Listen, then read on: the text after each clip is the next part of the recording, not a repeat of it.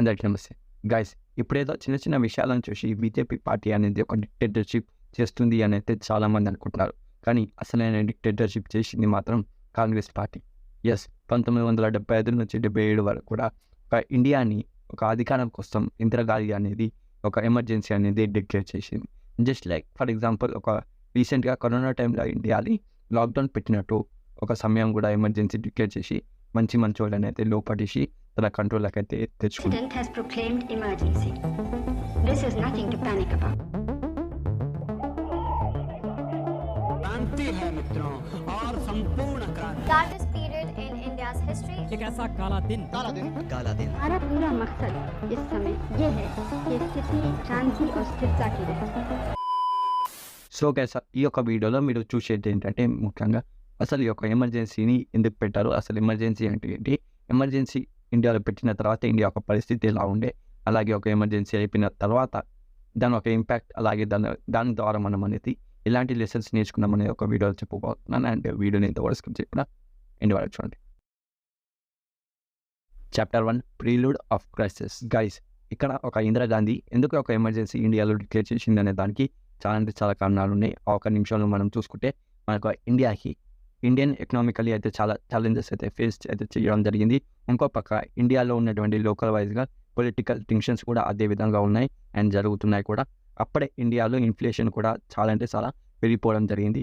Food shortages కూడా అవ్వడం జరిగింది. వర్చువల్ పేమెంట్స్లో ఒక పేమెంట్స్ ఏవైతే ఉంటాయో ఒక క్యాష్ వర్చువల్ పేమెంట్స్ దాంట్లో అవకతవకలు కూడా జరిగాయంట.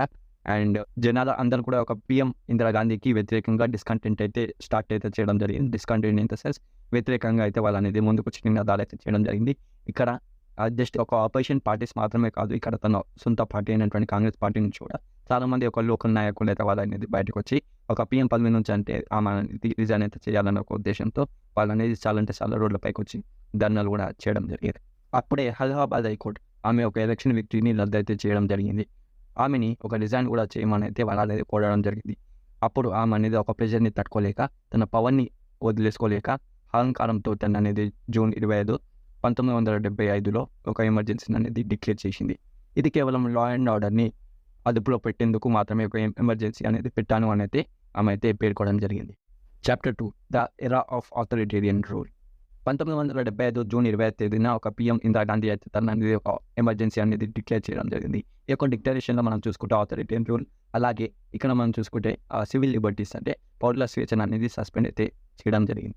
ఆర్టికల్ 352 అలాగే 356 ఆఫ్ ద ఇండియన్ కాన్స్టిట్యూషన్లో ఒక ఇందిరాగాంధీ అనేది తనకు తానే అనేది ఎక్స్ట్రాడినరీ ఒక పవర్స్ని అయితే తన అనేది లాంచ్ చేసుకుని గ్రాంటెడ్ అయితే చేసుకోవడం జరిగింది. ఒక డిక్టేటర్గా తన అనేది ఒక ఆపోజిషన్ లీడర్స్ని, యాక్టివిస్ట్ని క్రాక్ డౌన్ చేసి కొన్ని వేల మందిని అరెస్ట్ అయితే చేయించడం జరిగింది.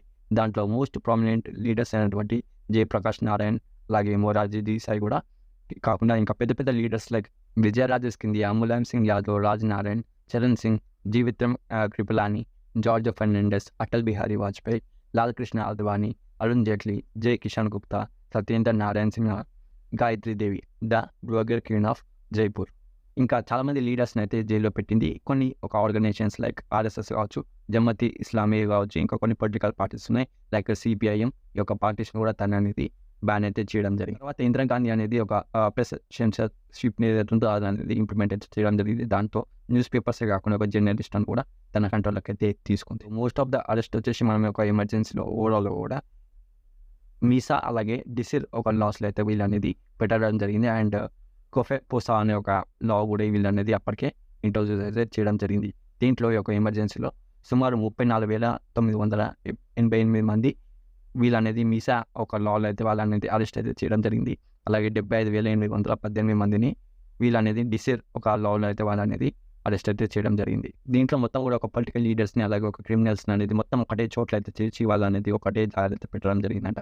లిటరల్లీ గైస్, ఒక టైంలో మొత్తం ఇండియాలో ప్రతి ఒక్క జైలు కూడా ఫుల్లీ అయితే అయిపోయింది. అండ్ గైస్, ఒక అరెస్ట్ అయిన ప్రతి ఒక్కరిని కూడా అందరిని ఒక చోట్ల చేసి వాళ్ళు అనేది ఒక సపరేట్గా గ్రూప్ 5గా అయితే వాళ్ళ అనేది డివైడ్ అయితే చేయడం జరిగిందంట.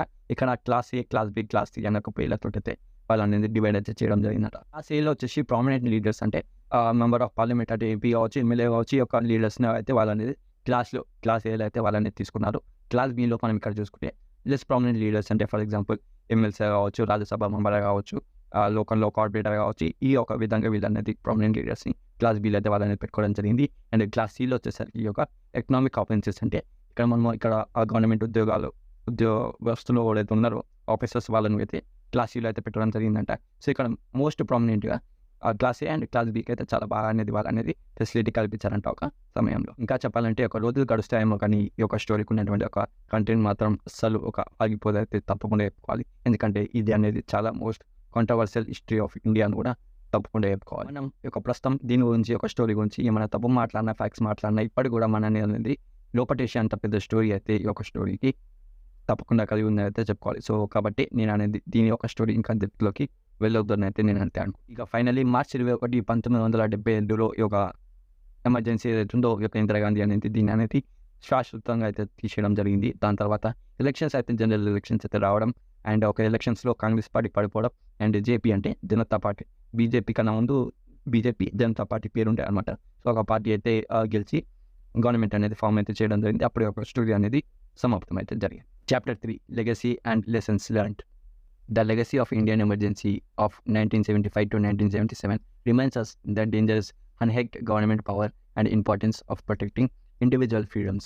It serves as a warning against the authoritarianism and reinforcement of needs strong democracy institutions in India. The emergency's lasting impact continues to shape India's commitment to democracy and civil liberties. And what we learned lessons from emergency in 1975 అంటే number 1 వచ్చేసి మన ఇండియాలో ఒక ప్రజాస్వామ్యం అనేది తొలగించడం అనేది చాలా అంటే చాలా కష్టం అనేది తప్పకుండా. ఇలాంటి ఒక ఎమర్జెన్సీ వచ్చినప్పుడు ఒక సివిల్ లిబర్టీస్ గురించి మరింత అవగాహన అయితే మనకు యువకులకు వస్తుందని అయితే తప్పకుండా చెప్పుకోవాలి. అలాగే ఆ రోజు ఒక కోర్ట్స్ కూడా మనకు రైట్స్ని ప్రొటెక్ట్ చేయడానికి చాలా అంటే చాలా కష్టపడ్డాయని కూడా తప్పకుండా చెప్పుకోవాలి. అండ్ గ్యాస్ ఇదే ఒక సిచ్యువేషన్ మళ్ళీ ఇండియాలో ఇప్పటికీ రాదు అని అయితే తప్పకుండా చెప్పుకోవాలి. ఎందుకంటే అప్పటిలాగా జనాలు అయితే ఇప్పుడు అనేది ఇమ్మెచ్యూర్డ్ అయితే కాదు కదా. So finally, the overall video related to emergency 1975. And thanks for watching. Jai Hind.